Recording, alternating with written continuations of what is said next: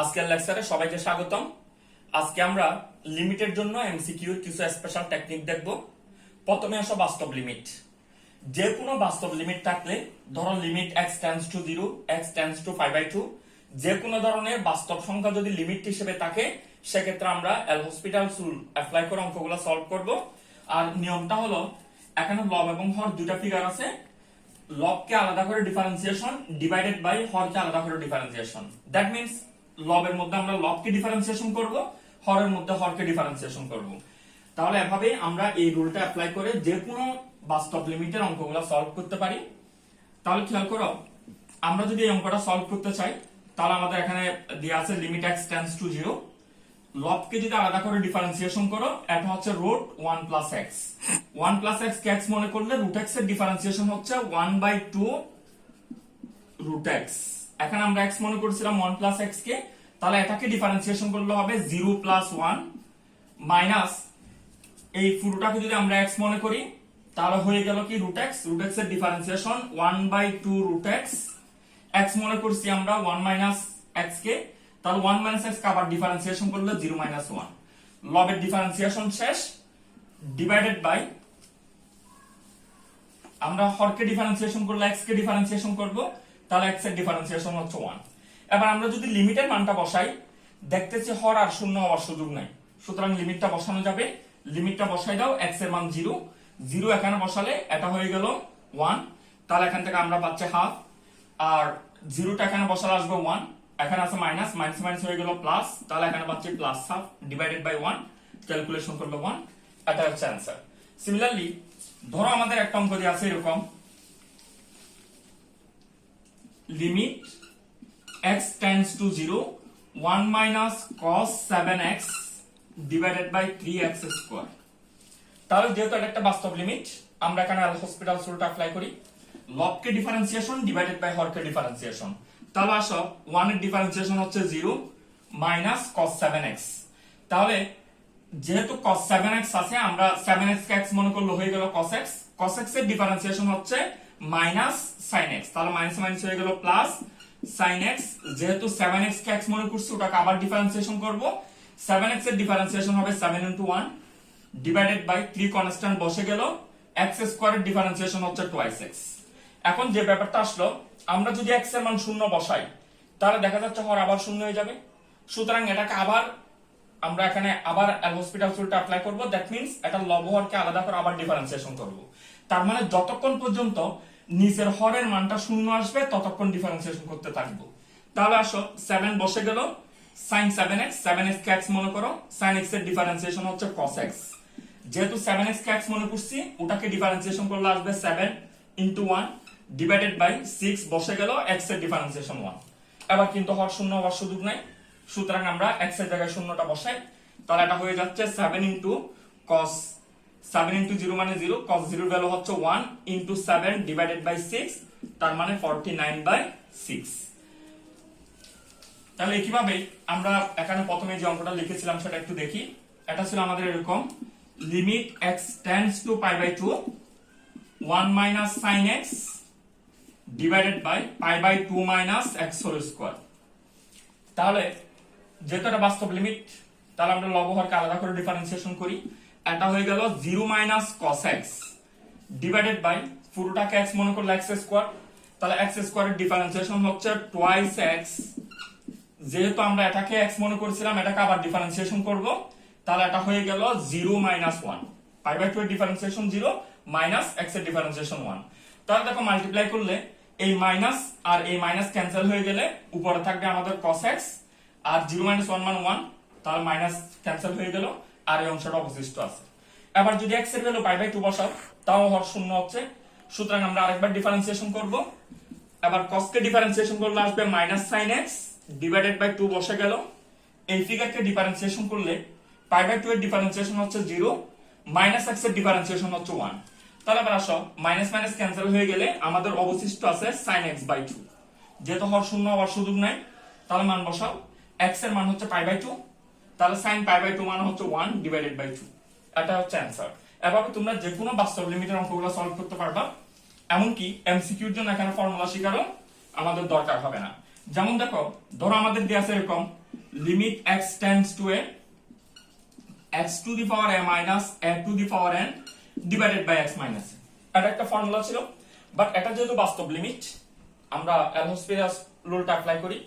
x to the power n K differentiation করলে হবে nx n minus 1 minus a to the power n, এটার differentiation হবে 0 divided by x, x এর differentiation হচ্ছে 1, এর differentiation 0। তাহলে আমাদের এই অংশটা আছে, যেহেতু হর শূন্য হচ্ছে না, আমরা এখানে বসাবো। a বসলে এটা হয়ে গেল n, x এর জায়গায় a বসলে a n মাইনাস 1। তাহলে এই ফর্মুলাটা আমরা আসলে শিখেছিলাম, তোমাদের এখানে ফর্মুলাটা শেখার দরকার নাই, তোমরা এভাবে যে কোনো বাস্তব লিমিট সলভ করতে পারবা। তাহলে বাস্তব লিমিটের জন্য আমরা যেটা শিখলাম সেটা হচ্ছে লব এবং হরকে আলাদা করে ডিফারেন্সিয়েশন। আর লিমিট যদি হয় অবাস্তব, তাহলে আমরা অঙ্কগুলা কিভাবে সলভ করবো একটু দেখো।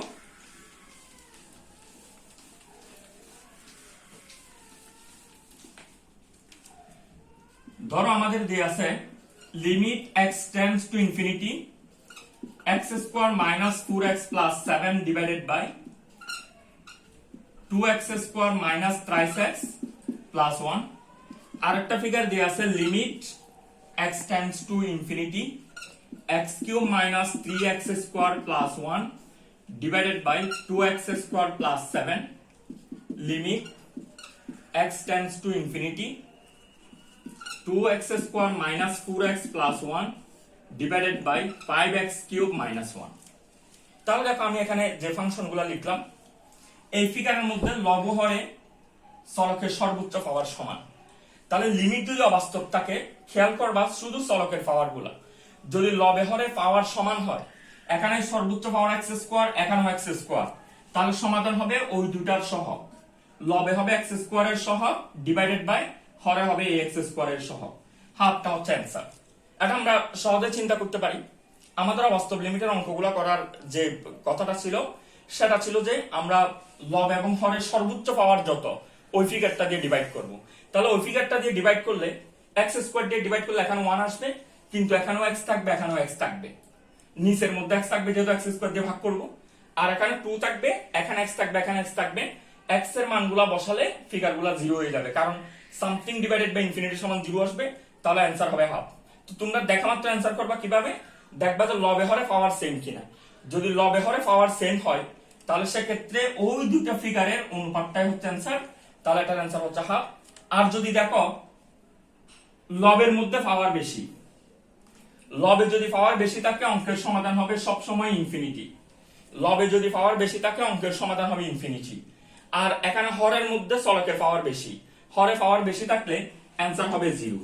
তাহলে এটা কিভাবে মনে রাখতে পারো, খুব সহজ একটা ব্যাপার। আমরা x কিউব দিয়ে ভাগ করলে উপরে একটা মান থাকবে 1, কিন্তু এখানে সবগুলাতে x থাকবে, তাহলে এখানে নিচের মানগুলো 0 আসবে, 1/0 ইকুয়াল হবে ইনফিনিটি। আর এখানে যদি আমরা x কিউব দিয়ে ভাগ করি, উপরে সব 0 হবে, নিচে থাকবে 5, 0/something ইকুয়াল 5। তাহলে আমরা যেটা মনে রাখবো সেটা হচ্ছে, যদি লবে এবং হরে চলকের সর্বোচ্চ পাওয়ার সমান হয়, সমাধান হবে ওই দুটা সহগের অনুপাত। আর যদি লবের মধ্যে পাওয়ার বেশি থাকে, সমাধান হবে ইনফিনিটি। আর যদি হরের মধ্যে পাওয়ার বেশি থাকে, সমাধান হবে 0। যেমন আমরা এটার উপর ডিপেন্ড করে একটা অঙ্ক সলভ করে ফেলি, যে দেয়া আছে আমাদের এরকম limit x tends to infinity, এখানে দেয়া আছে ln twice x minus 1 minus ln thrice x, এই ফিগারটা দেয়া আছে। তাহলে দেখো আমরা এটাকে ধরি m, এটাকে ধরি n, তাহলে ফর্মুলা অ্যাপ্লাই করলে হয়ে গেল limit x tends to infinity ln twice x minus 1 divided by thrice x। আবার একটু খেয়াল করো তো, লনটাকে স্কিপ করে খেয়াল করো, এই দুইটা ফিগারের মধ্যে চলকের পাওয়ার গুলা সেম, এখানে 1 এখানে 1, তাহলে এটা সমাধান হওয়ার কথা এখান থেকে 2/3, যেহেতু আগে ln আছে lnটা বসাই দিবা। এটা হচ্ছে অঙ্কটার সমাধান। তাহলে আমরা বাস্তব এবং অবাস্তব লিমিটগুলো সলভ করতে পারবো। আরেক ধরনের ফাংশন এমসিকিউ তে আসে, সেটাও একটু খেয়াল করো।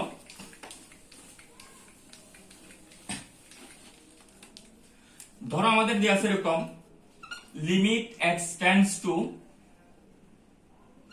0 1 প্লাস x পাওয়ার দিয়ে আছে 1/x, অথবা দিয়ে আছে limit x tends to infinity 1 plus 1/x পাওয়ার দিয়ে আছে x। তাহলে এখানে যেটা দেখা যাচ্ছে এটা হচ্ছে ফাংশনের উপরে ফাংশন, এটা একটা ফাংশন, এটা একটা ফাংশন, ফাংশনের উপর পাওয়ার ফাংশন, এখানেও ফাংশনের উপর পাওয়ার ফাংশন। যখন আমাদের ফাংশনের পাওয়ারই ফাংশন হবে, তাহলে আমরা যেভাবে অঙ্কগুলো সলভ করব, লিমিট কি আছে এটা আমার খেয়াল করার দরকার নাই, কারণ লিমিট জিরো। আসলে এখানে পাওয়ারটা হচ্ছে আসলে ইনফিনিটি।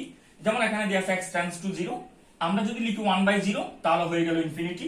এখানে দেয়া আছে ইনফিনিটি, পাওয়ার হচ্ছে x, তাহলে এখানে আসলে পাওয়ারটাই থাকবে ইনফিনিটি। এই ধরনের অঙ্কগুলা আমরা সলভ করব কিভাবে দেখো, বেস এবং পাওয়ারের মধ্যে x টা একটু খেয়াল করো। বেস যখন x, পাওয়ার হচ্ছে 1/x, আর এখানে বেস যখন 1/x, পাওয়ার হচ্ছে x। তার মানে বেস এবং পাওয়ারের মধ্যে x টা ব্যস্ত অনুপাতে থাকবে। বেস এবং পাওয়ারে যদি x টা ব্যস্ত অনুপাতে থাকে, এই অঙ্কের সমাধান হবে e।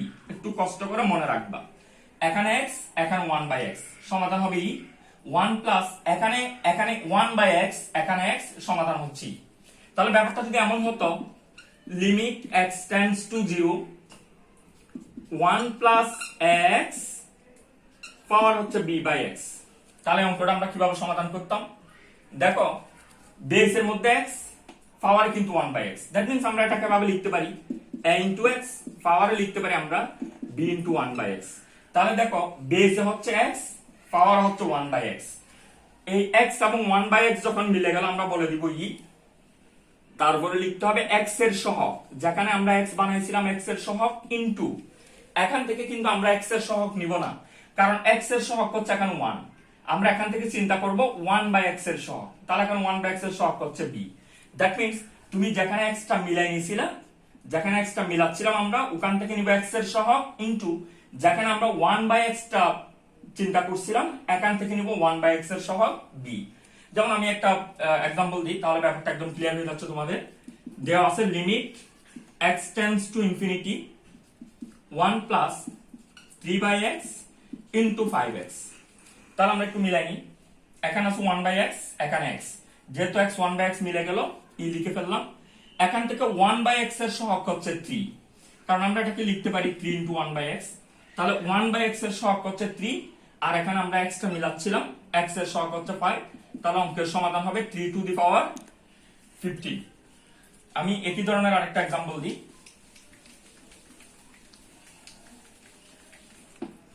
ধরো আমাদের দেয়া আছে এরকম,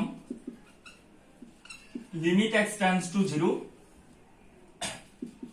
1 plus twice x, x plus 5/x। তাহলে যখন দেখতেছি আমরা ফাংশনের উপর ফাংশন, তাহলে সেক্ষেত্রে আমরা বেসের x এবং পাওয়ারের x টা দেখবো, এরা যদি পরস্পর ব্যস্ত অনুপাতে থাকে তা এটার জন্য ই বসানো যায়। দেখো এটা আসলে মিলানো যাচ্ছে কিনা। লিমিট x টেন্ডস টু 0, এটা হচ্ছে 1 প্লাস টুয়াইস x, আর এখানে আমরা চাইলে লিখতে পারি 1/x ইনটু x প্লাস 5। তাহলে আমরা এখান থেকে দেখো, এখানে আমরা x পাচ্ছি, এখানে 1/x, লিখে ফেললাম e।